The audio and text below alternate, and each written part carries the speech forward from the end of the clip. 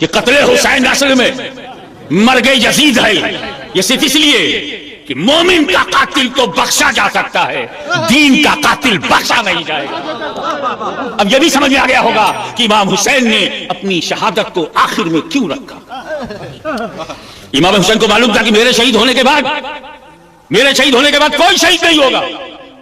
تاریخ گواہ ہے کہ امام علی مقام کی شہادت کے بعد کوئی شہید نہیں ہوا، یہاں تک کہ ان کے بیٹے، ان کے بعد امام، ان کے خاندان کی روح رواں، ان کی نسل پاک کا بنیادی پتھر امام زین العابدین بھی شہید نہیں ہوئے. اگر امام حسین اور پہلے شہید ہو جاتے تو عباس بھی بچ جاتے، اصغر بھی بچ جاتے، علی اکبر بھی بچ جاتے. اور پہلے شہید ہو جاتے تو حضرت قاسم بھی بچ جاتے، علی اکبر بھی بچ جاتے. اور پہلے شہید ہو جاتے تو اولو محمد بھی بچ جاتے. اور پہلے شہید ہو جاتے تو برادران عباس بھی بچ جاتے. اور پہلے شہید ہو جاتے تو حر بھی بچ جاتے. کیونکہ یزید کا ٹارگٹ حسین ہے، یزید کا نشانہ حسین ہے. حسین بیعت کریں یا مارے جائیں. تو حسین نے گردن دینے میں دیری کیوں کی؟ جب آپ ہی ٹارگٹ دے تو آپ سب سے پہلے شہید ہو جاتے. کربلا میں ایک ہی شہید ہوتا، کیونکہ آپ کے شہید ہونے کے بعد کوئی شہید ہی نہیں ہوا. تو اگر آپ اور پہلے شہید ہوتے تو کوئی شہید نہیں ہوتا. لیکن تم اپنے زاویے سے سوچ رہے ہو. امام حسین رحمت اللہ العالمین کا نواسہ ہے.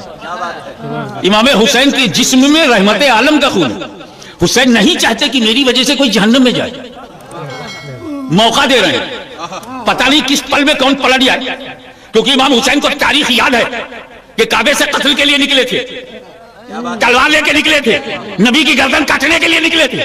نبی نے دروازہ کھولا تو دل کا دروازہ کھل گیا.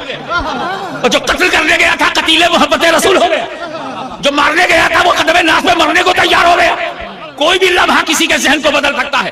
یزیدیو، اگر تمہاری غداری اور بے وفائی اہل بیت کے لہو سے اپنی پیاس بجھانا چاہتی ہے، اگر تمہاری تلوار کی دھار کو مومن کا لہو چاہیے، اگر تمہارے نیزوں کی نوک کو اہل بیت کا خون چاہیے، اگر تم ہمارے خون کے پیاسے ہو تو لو میں تمہیں قاسم دے رہا ہوں، لو میں تمہیں علی اکبر دے رہا ہوں، لو میں تمہیں علی اصغر دے رہا ہوں، لو میں تمہیں عباس کے بازو دے رہا ہوں، لو برادران عباس کا جسم دے رہا ہوں، یہ میری بہن زینب کے چھوٹے چھوٹے بچے یا اولو محمد کو میں دے رہا ہوں. اگر تیری تلواریں ان سے اپنا پیاس بجھا کے خاموش ہو جائے، مجھے مارنے میں جلدی مت کرنا. مجھے مارنے میں جلدی کرو گے تو پھر دروازے بند ہو جائیں گے. اس لیے کہ جو عباس کا قاتل ہے وہ قاتل مومن ہے، جو علی اکبر کا قاتل ہے وہ قاتل مومن ہے، جو اصغر کا قاتل ہے وہ قاتل مومن ہے. مگر میں حسین ہوں، میرا قاتل مومن کا قاتل نہیں، قاتل دین بن جائے گا.